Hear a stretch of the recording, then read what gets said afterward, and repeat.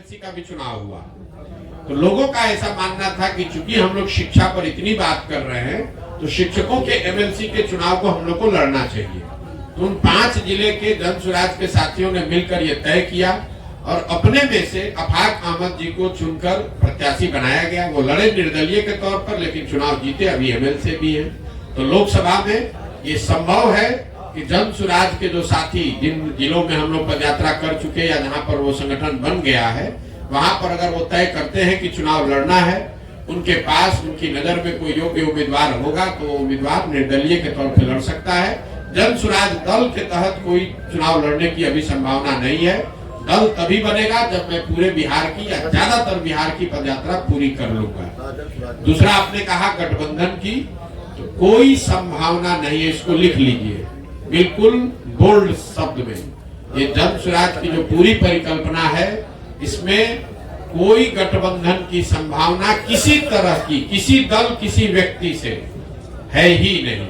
ये नई व्यवस्था बनाने की बात है। ये एमएलए जीतने का, एमपी जीतने का, चुनाव लड़ने का अभियान नहीं है।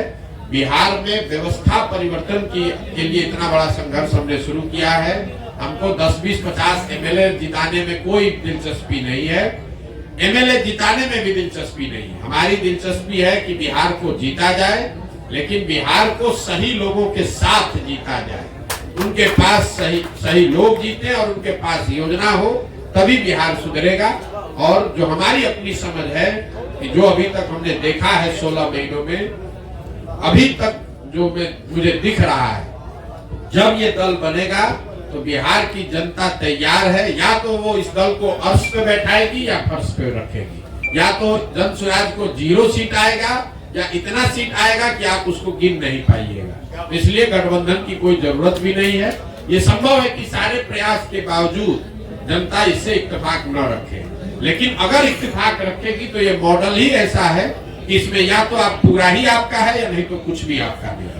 लेकिन आपने सर एक अगला सवाल से जुड़ा, आपने एक इंटरव्यू में बताया है कि आपकी विचारधारा जो कांग्रेस से मिलती जुलती मेल खाती है, तो क्या ये इंडिकेट है कांग्रेस के लिए आप खुला रास्ता? बिल्कुल। आप देखिए, जो मैंने कहा है उसको फिर से दोहरा देता हूँ। उन्होंने पूछा आपकी विचारधारा क्या है, तो मैंने कहा कि मेरी विचारधारा, हम गांधी को लेकर चल रहे हैं और हर दिन अपने भाषणों में भी कहते हैं कि पूरा ये जो जन स्वराज है, ये आजादी से पहले, आज की कांग्रेस नहीं, आजादी से पहले जो कांग्रेस की व्यवस्था थी, उस व्यवस्था को पुनर्जीवित करने का प्रयास है। जहां दल जो है वो किसी व्यक्ति विशेष का ना हो, किसी जाति का ना हो, किसी परिवार का ना हो। आजादी से पहले जो कांग्रेस थी वो किसी परिवार की पार्टी नहीं थी, वो किसी जाति विशेष की पार्टी नहीं थी। वो उन सब की का दल था जो बिहार, जो राज्य, जो देश को आजाद करना चाहते थे। तो जन स्वराज उस सोच से प्रेरित है। बिहार में वो दल बने, हर वो व्यक्ति जो बिहार के पिछड़ापन से, गरीबी से, बदहाली से परेशान है, वो इसमें जुड़े और जुड़कर बिहार में परिवर्तन के लिए प्रयास करें। हम वो विकल्प बना रहे हैं। और विचारधारा के आधार पर निश्चित तौर पर अगर आप महात्मा गांधी को लेकर चले हैं, तो मैंने ये कहा कि आप कांग्रेस जिस विचारधारा को रिप्रेजेंट करने का दावा करती है, मेरी विचारधारा वही है। वो कर पा रहे हैं कि नहीं कर पा रहे हैं, उनका मामला है। हम कांग्रेस में नहीं है। हमारी विचारधारा वो है जो महात्मा गांधी की विचारधारा कांग्रेस में थी, उसी विचारधारा को लेकर चल रहे हैं। और उसी को आप कह रहे हैं कि कांग्रेस के लिए दरवाजा नहीं खोल रहे हैं। वो विचारधारा ही हम कह रहे हैं कि हमारी वही विचारधारा है। महात्मा गांधी की जो विचारधारा थी, उसी विचारधारा से प्रेरित होकर इस व्यवस्था को बनाने का प्रयास है।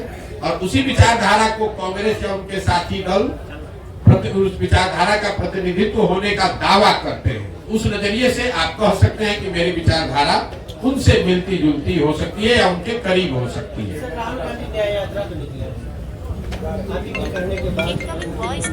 नहीं, राहुल गांधी तो बहुत बड़े नेता हैं, उनको हमारे कहने की और सुझाव की क्या जरूरत है। वो पहले भारत जोड़ो यात्रा उन्होंने किया है और शायद अभी बस से पदयात्रा तो नहीं करेंगे, जो अभी कल हम लोगों ने मीडिया में पढ़ा।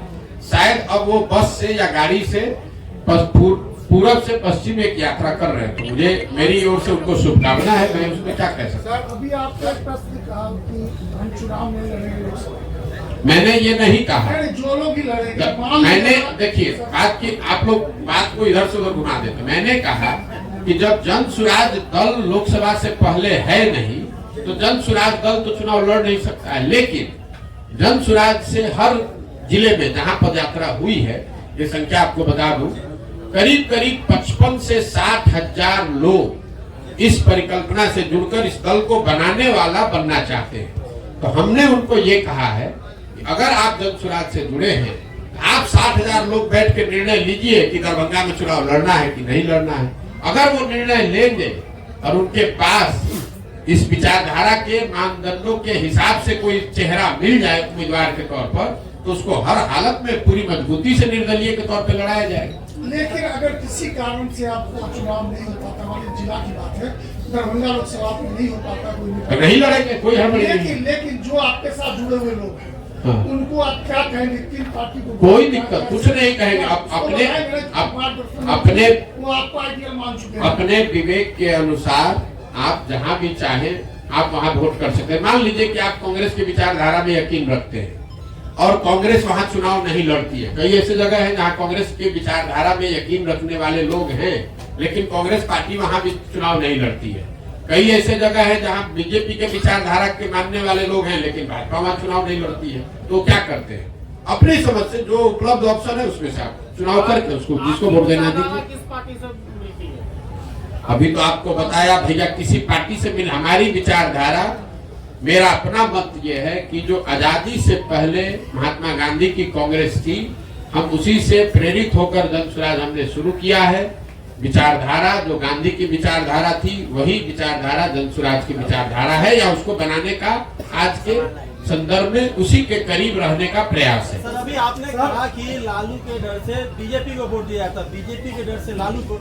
2005 से लेकर आज तक नीतीश जी को किसके डर से वोट मिला? नीतीश जी को दो वजहों से वोट मिला है।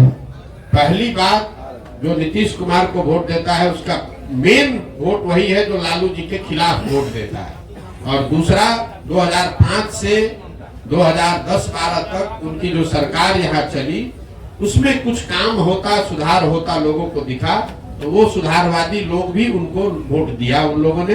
लेकिन 2014 के बाद से नीतीश जी के राज में सुशासन का वो चीज देखने को नहीं मिला। इसीलिए आप देख रहे हैं कि किसी 2010 में 206 सीट जीतने वाले नीतीश कुमार एनडीए 2020 में जब चुनाव हुआ तो उनको 125 सीट भी जीतने में मुश्किल आई। तो सिर्फ जाति के आधार पर वोट नहीं है। अगर सिर्फ जाति के आधार पर वोट होता तो जो एनडीए चुनाव लड़ी थी 2010 में, वही एनडीए चुनाव लड़ी 2020 में, तो फिर उनका 206 से घट के 120 कैसे हो गया? यही बात तो हम आपको बता रहे हैं। लेकिन नीतीश कुमार की जो पूरी राजनीति है, जो उनका वोटर है, वो लालू विरोध पर, लालू जी के जंगल राज के विरोध पर ही खड़ी रही है। उसमें एडिशन जैसे जैसे वो आगे बढ़े तो कुछ और लोग जुड़े होंगे, लेकिन मूल वोट जो उनका है वो लालू विरोध का वोट है। जो लालू से डरता है या लालू जी को नहीं चाहता है, वो नीतीश जी को वोट पहले करता रहा है। जदयू की राष्ट्रीय कार्यकारिणी की बैठक होने जा रही है। जी, जदयू की राष्ट्रीय कार्यकारिणी की बैठक होने जा रही है और संभावना जताई जा रही है कि नीतीश कुमार फिर से पलटी मार सकते हैं। इस पर क्या प्रतिक्रिया आपकी? देखिए, नीतीश कुमार के राजनीतिक जीवन का ये अंतिम दौर चल रहा है, राजनीतिक पारी का ये अंतिम दौर चल रहा है। नीतीश कुमार को खुद नहीं मालूम है कि वो कहाँ हैं और कहाँ रहेंगे। इतना मैं जरूर कह सकता हूँ कि लोकसभा से पहले अब उनके पास कोई विकल्प नहीं है। उनको चुनाव तो महागठबंधन में ही लड़ना पड़ेगा। इसलिए नहीं कि वो पलटी मारना नहीं चाहते हैं, इसलिए कि अगर पलटी मारेंगे भी तो कोई लेने वाला भी तो होना चाहिए। अब आज के तारीख में उनको कोई लेने वाला भी नहीं बचा है। नीतीश कुमार राजनेता के तौर पर और जदयू दल के तौर पर अब बहुत बड़ा बोझ हो गया है। जो उसको उठाने का कोशिश करेगा वो भी उस बोझ के तहत नीचे दब के मर जाएगा। जहां तक आपने कहा राष्ट्रीय कार्यकारिणी की बात, तो नीतीश कुमार का अपना तरीका है। वो ताश के पत्तों के तरह नेताओं को अपने पार्टी में ऊपर नीचे करते रहते हैं। और यही वजह है कि 18 साल से मुख्यमंत्री रहने के बावजूद उन्होंने अपनी पार्टी में कभी कोई एस्टेब्लिश्ड ऑर्गेनाइजेशन या कोई सेकेंड लाइन लीडरशिप बनाया ही नहीं। किसी को लाते हैं, उससे काम निकाला। मान लीजिए 14 में हम पर उन्होंने दाव लगाया, हमको लेकर आए, घोषणा कर दिया कि यही हमारे उत्तराधिकारी हैं, यही आगे रहेंगे। 14 में चुनाव जीत गए, उसके बाद सोचते अच्छा प्रशांत किशोर कहीं बड़ा ना हो जाए तो इसको हटा के आप दूसरे को बढ़ाओ। इस चीज का मलाल है सर आपको? बिल्कुल मलाल नहीं है, आप हमको नहीं जानते। हम जीवन में वो लोग नहीं हैं जो किसी निर्णय पर मलाल करें।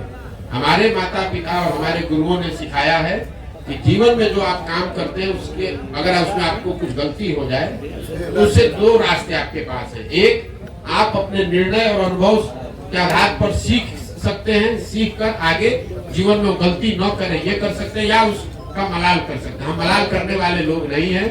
एक बार नीतीश कुमार ने अगर धोखा किया, उसके बाद नीतीश कुमार चाहे 20 बार हमारे पास आ गए, कितनी बार बात कर ली, कितने संदेश भेजवा दिए, हमने कह दिया कि अब फिर सियार सर्कुल के नीचे नहीं जाएंगे। हमको चाहे 1 बरस लगे कि 10 बरस लगे, अब नीतीश कुमार के साथ जाने का कोई सवाल नहीं है। नीतीश कुमार जब महागठबंधन बनाए, इस बार आपको पता चला जब बनाए तब, हमको आकर मार्च में 6 महीना पहले आकर सबसे पहले हम ही से सलाह किया कि भाई अब महागठबंधन बनाना चाहते हैं, आप इधर आ जाइए। आप तो भाजपा के खिलाफ हमारी मदद करना चाहते थे। उस समय भी हमने कहा कि हम नहीं मिलेंगे, अब नहीं आ सकते हैं, आपको जो करना है वो कीजिए, हम अपनी नई व्यवस्था ही बनाना चाहते हैं। अरे प्रशांत किशोर जी, मेरा एक सवाल है जी कि आपने अभी अपने ही माना इस बात को कि बिहार में जातीय के आधार पे लोग वोट देते हैं। जाति भी एक आधार है। जाति भी आधार जी। है। कुछ लोग भाजपा के विरोध में आरजेडी को वोट देते हैं जी। कुछ लोग आरजेडी के लोग। क्या लगता है जिस तरह से आप घूम रहे हैं, बहुत राह आसान है आपके लिए बिहार में जिस विजन को लेके आप चले हैं? मेरे भाई ऐसा है, हम आसान राह वाले लोग नहीं हैं। 2010-11 में हम अगर दरभंगा में आकर आपको ये बताते कि मैं कोई चुनाव प्रबंधन रणनीतिकार के तौर पर काम शुरू कर रहा हूं, जिसमें देश भर के दल और नेता हमसे आकर सलाह, हम जैसे लोगों से आकर सलाह लेंगे और अपना चुनाव लड़ेंगे और चुनाव हराया जिताया जा सकता है, तो पत्रकार के नाते या नागरिक होने के नाते आप क्या करते? हंसते या फिर कहते अच्छा करके देखिए, इससे तो कुछ हो नहीं सकता है। जो पहले से नेता है वो आपसे सलाह क्यों लेगा? लेकिन 10 वर्ष में उस चीज को हमने प्रमाणिक तौर पे करके दिखाया। मान लीजिए कि हमने भाजपा की मदद की, वो जीते। कुछ लोगों ने माना हाँ भाई इनमें दम है, कुछ लोगों ने कहा भाई इनका क्या था, तो मोदी जी का दम था। फिर जब 2015 में भाजपा को यहाँ हरा दिया तो कुछ और लोगों ने माना कि नहीं भाई कुछ तो ये लड़का जरूर जानता है। लेकिन कई लोगों ने कहा भाई इसमें इनका क्या हो, तो लालू नीतीश का करिश्मा था। फिर जाके पंजाब जीते तो लोगों ने कहा ना भाई कुछ तो जरूर जानता होगा, तभी पंजाब भी जीत गया। तेलंगाना जीते, आंध्रा जीते, तमिलनाडु जीते, महाराष्ट्र जीते, दिल्ली जीते, वेस्ट बंगाल जीते, तब ना लोग मान रहे हैं कि भैया इनको चुनाव लड़ाने आता है। एक दिन में तो आप माने नहीं है। तो वैसे ही अगर आज हम चल रहे हैं तो स्वाभाविक तौर पर लोगों को यही लगेगा कि बड़ा कठिन है, और कठिन है इसीलिए हमको करना है। लेकिन अगर आप उसको 2 बरस, 3 बरस, 4 बरस, 5 बरस ईमानदारी से, मेहनत से करेंगे तो निश्चित तौर पर इसको किया जा सकता है। हम उनमें से नहीं है जो आकर कहीं लड़ाई में घुस गया। अगर हम यहाँ लड़ने आए हैं तो आप ये मान कर चलिए कि जितनी भी राजनीतिक समझ रखने वाले यहाँ लोग हैं, थोड़ी बहुत समझ हमको भी है। आप ये मान कर चलिए कि इसके जीतने का पूरा खाका हम बनाकर आए हुए। हम उनमें से नहीं है जो आ गया वैसे घूमने लगे। इतना तो आप भी जान रहे हैं। हमको इतना हमको आप होशियार नहीं मानिए, लेकिन बेवकूफ तो बहुत कम लोग कहेगा कि प्रशांत किशोर बेवकूफ है। अगर बेवकूफ कहे भी तो कोई दिक्कत नहीं है। हमें इस बात का की समझ है कि बिहार में ये कितनी बड़ी चुनौती है, लेकिन हमें इस बात की भी समझ है कि बड़ी चुनौती है, लेकिन फिर भी इसको किया जा सकता है, इसीलिए कर रहे हैं। अगर आपको कठिन काम करना है, इसीलिए तो इतना कठिन प्रयास कर रहे हैं। जितना आप कह रहे हैं कि कोई नहीं कर पाया, तो किसी ने पिछले 75 साल में बिहार में इस तरह का प्रयास भी नहीं किया है, किसी ने अपनी इतनी मेहनत भी नहीं की है। तो हमको मालूम है कि कठिन काम है, इसलिए ज्यादा मेहनत करना पड़ेगा। आप विकल्प की बात कर रहे हैं सर। उम्मीद की जाए जो आपकी यात्रा समाप्त होगी और जो समस्याएं आप देख रहे हैं तो 15.5 महीने में जो आपने देखा और आगे भी जो देखेंगे उसका समाधान कब तक? देखिए, मैंने अपने यात्रा के लिए अन्य पदयात्रियों के मुकाबले या दूसरे यात्राओं के मुकाबले मैंने कोई दिन और समय किलोमीटर निश्चित नहीं किया। मेरा संकल्प है कि मुझे पूरा बिहार करना है। करने में 1 बरस लगे या 3 बरस लगे, हम उसको ईमानदारी से कर रहे हैं। हम 15 महीना 16 महीना हो गया हम यहीं पर हैं, अभी 12 जिला किए, हमको कोई घबराहट नहीं। हम दरभंगा आए 25 दिन का कार्यक्रम बनाकर, यहाँ हमको 35 दिन लग रहा है। क्यों?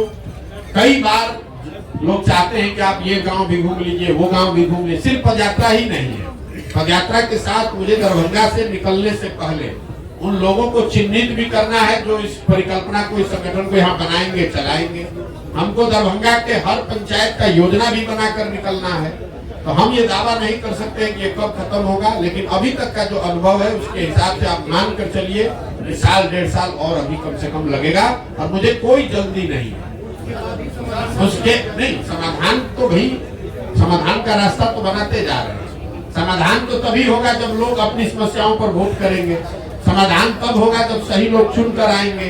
समाधान तब होगा जब इन समस्याओं के निवारण का रास्ता, योजना, विजन बनाया जाए। तो तीनों चीज पे लगे हुए हैं। जब इसको पूरा करेंगे तो आपको सफलता दिखती मिलेगी। प्रसाद जी एक सवाल मेरा है। आपने जो क्राइम को लेकर, बिहार में बढ़ते क्राइम को लेकर एनसीबी के डाटा पे बात की है, तो मेरा एक अनुमान है कि पहले प्रीवियस ईयर में जब क्राइम का ग्राफ बहुत था, अब जो है चूंकि पहले केसेस दर्ज नहीं होती थी, सोशल मीडिया इतना एक्टिव नहीं था, लोगों के संज्ञान में बातें नहीं आती थी, और अब एक छोटी सी भी घटना घटती है तो वो केस रजिस्टर्ड होता है। सर केस अब रजिस्टर्ड होता है, तो ऑब्वियसली क्राइम का डाटा जब ये केस रजिस्टर्ड होगा तो एनसीबी के पोर्टल पे जब वो चढ़ेगा तो ग्राफ तो दिखेगा कि नहीं। मेरे भाई आपका भ्रम है, हम आपको क्लेरिफाई कर रहे हैं। सर आपका कहना ये ठीक है कि जब लालू जी का राज था तब FIR होता ही नहीं था थाना में, तो क्राइम दिखेगा कैसे?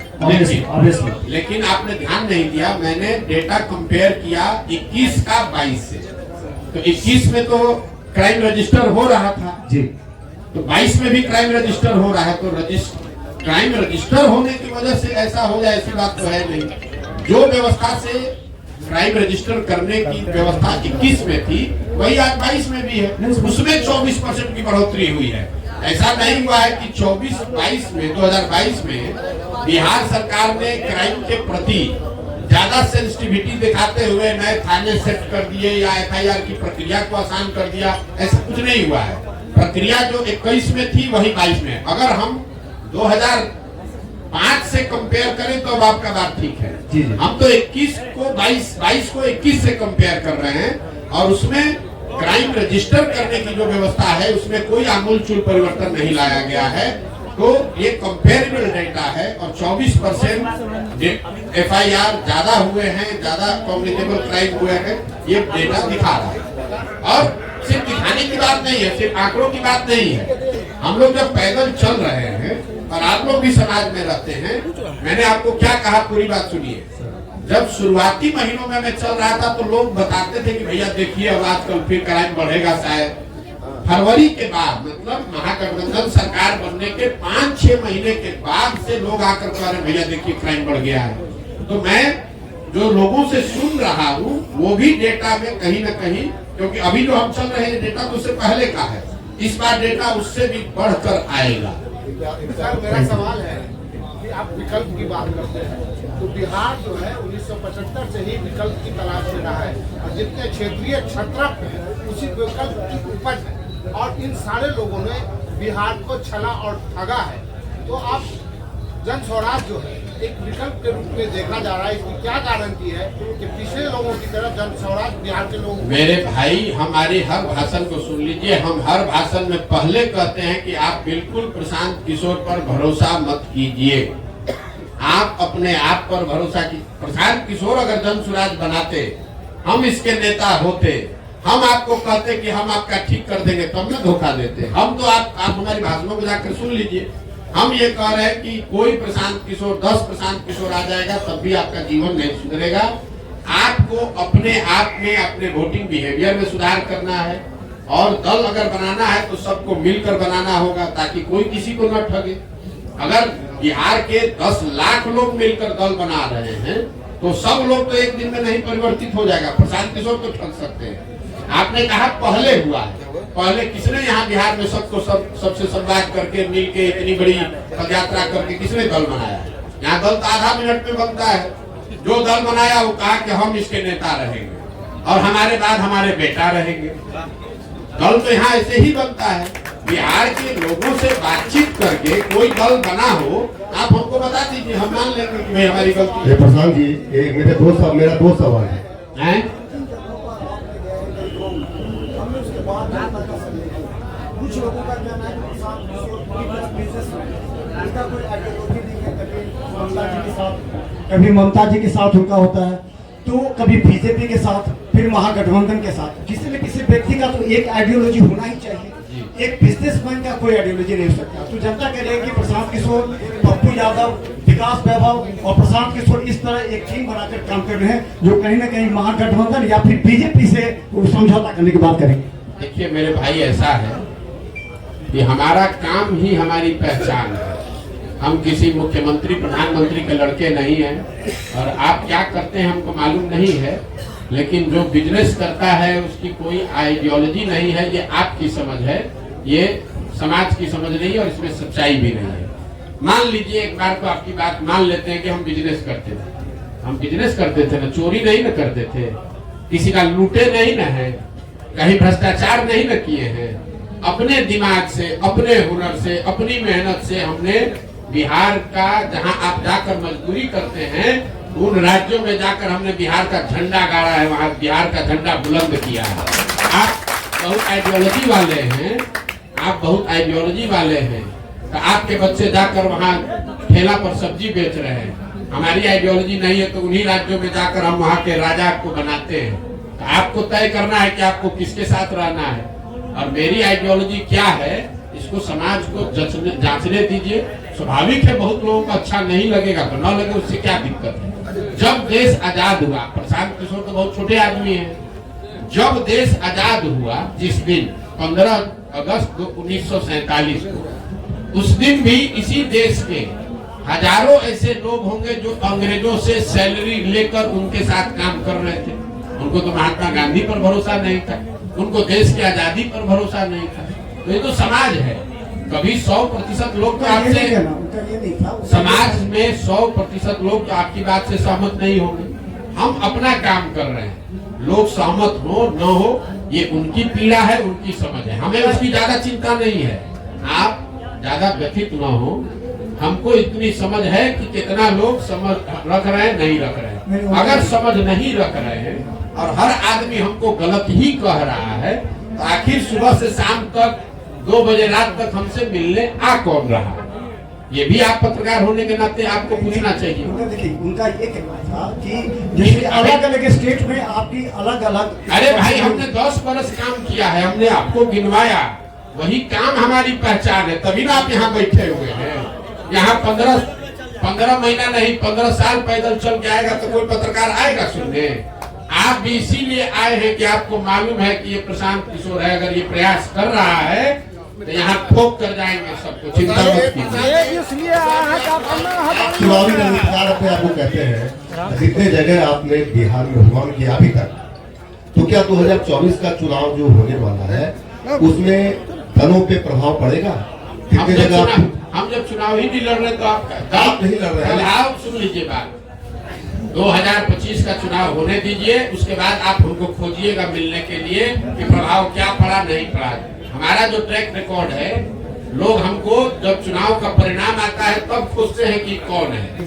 जब तक चुनाव का परिणाम नहीं आता है तो सब आदमी यही कहता है कौन है प्रशांत किशोर, तो बिजनेसमैन है, ये तो एनजीओ चलाता है, ये तो लैपटॉप चलाता है। और जब परिणाम आता है तो कहता अच्छा यही है प्रशांत किशोर। तो यही बिहार में भी होगा 25 में। एक सवाल आखिरी है, जिसको भी आपको लगता है ना कि जो बहुत बड़ा राजनीति का समझ है, उसको भी प्राइवेट में जाकर पूछ लीजिएगा, जिसको दम हो बिहार में, जिसको भी दम है, उसको खुली चुनौती दे रहे हो। खाली कह दे कि हमको भैया ये चुनाव हम लड़ेंगे प्रशांत किशोर के खिलाफ, पूरा बिहार में जिसको दम है कि हम आके सामने कहते हैं हम लड़ाते हैं, जरा जीत के दिखा दे, जिसको दम है। खुला चुनौती दे रहे हैं तीनों दल का जो नेता बिहार का कोई क्षेत्र चुन ले और कहे कि भैया हमको यहाँ हरा कर दिखा दीजिए, उसको दिखा देंगे कि कैसे चुनाव लड़ा जाए। हमको किसी से सर्टिफिकेट की जरूरत नहीं है, हम यहाँ चुनाव लड़ने नहीं आए हैं, हम बिहार में अपना जीवन खपा रहे हैं इस राज्य को सुधारने के लिए। सुधरे न सुधरे वो समय बताएगा। चुनाव को लेकर हमको बिहार के कुटपुंजिया नेताओं से सर्टिफिकेट नहीं चाहिए। ये बिहार में जो लोग नेतागिरी करते हैं, इनके जो आका है उनकी जब गाड़ी फंसती है तो हमसे सलाह लेने आते हैं। अब उनको हम बताएंगे चुनाव कैसे लड़ा जाएगा, ये हमको बताएंगे। पप्पू यादव जी ने आरोप लगाया है। चलिए आगे बढ़े। मेरा एक प्रश्न है। एक तरफ रामलला की मूर्ति का 22 तारीख को 22 तारीख को अयोध्या में मंदिर निर्माण है, दूसरे राहुल गांधी यात्रा निकाल रहे हैं। कई लोग ऐसे हैं नेता जो वहां जाने के लिए। ऐसी स्थिति में प्रशांत किशोर जो भोटर के बहुत नजदीक होते हैं, साथ ही साथ हर चीज को जानते हैं, क्या कहेंगे जिसको मंदिर निर्माण और एक तरफ यात्रा, वोटर भी कर और नेता भी कर। अरे ये कंफ्यूज आप लोग हैं। राम मंदिर का उद्घाटन चुनाव में बहुत बड़ा मुद्दा नहीं है। मैं आपको ये अपने अनुभव के आधार पर बता देता हूँ। चुनाव की जितनी समझ हमको थोड़ी बहुत है, कोई एक मुद्दा जिसको आपने पहले कड़ाही पर चलाकर गुड़ बना लिया है, अब वापस से उसको चढ़ाकर समाज को उस तरीके से आंदोलित नहीं किया जा सकता है। राम मंदिर के मुद्दे पर एक बार जब आडवाणी जी सोमनाथ से चले, तब एक बार उस मुद्दे पर वोट पड़ा। उसके बाद वो बहुत बड़ा मुद्दा है, लोगों के सबकॉन्शियस माइंड में है, चर्चा में है, प्रचार होगा, लेकिन वोट उस पर नहीं पड़ेगा।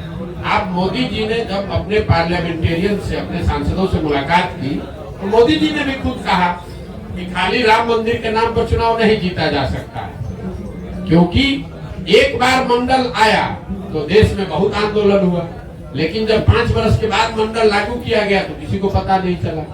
आज जब रिजर्वेशन के लिए यहाँ बिल पास हुआ तो उस पर कोई रिएक्शन नहीं है। तो समाज की इतनी समझ रखिए, काठ की हांडी या कच्ची हांडी, आप एक ही चीज को बार बार नहीं चला सकते हैं। जन आंदोलन हुआ अन्ना के समय में लोकपाल को लेकर, आज आपको लगता है कि जन लोकपाल के नाम पर आंदोलन फिर से हो सकता है?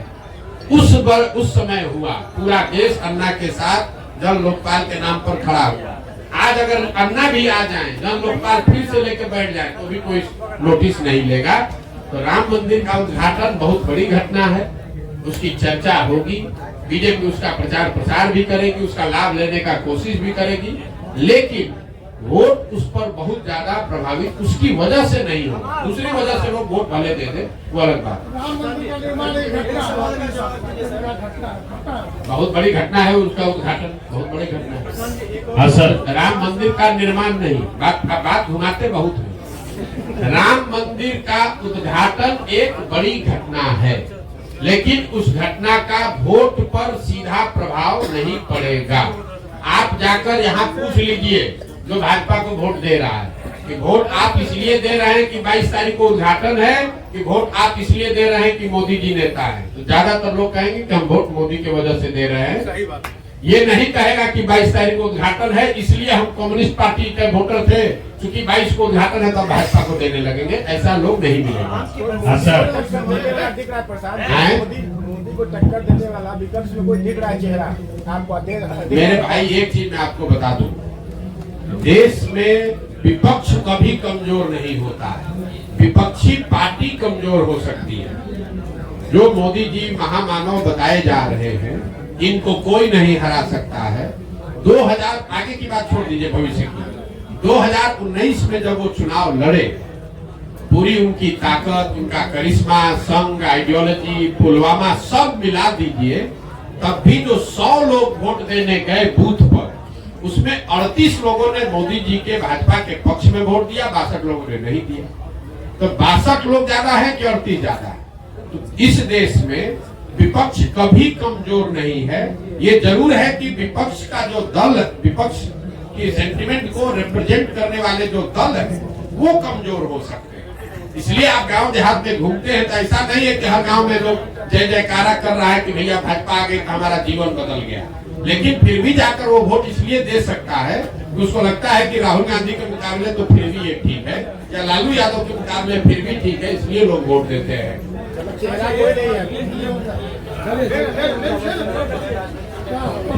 आप 2014 नसीर लाओ मेरा लोगो ला हम कैलकुलेशन नहीं करते, हम कैलकुलेशन वही करते हैं जहाँ काम करते हैं।